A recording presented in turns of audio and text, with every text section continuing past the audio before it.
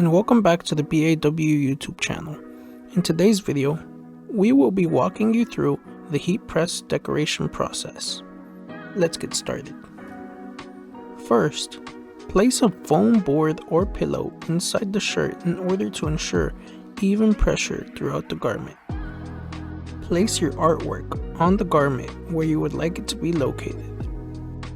Place a sheet of parchment paper on top of the artwork. This is optional, but it will help the artwork to come out as smooth as possible.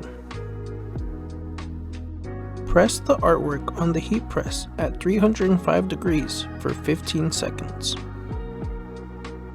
Remove the foam board and apply gentle pressure throughout the artwork before you peel off the plastic to ensure that the artwork comes out smoothly.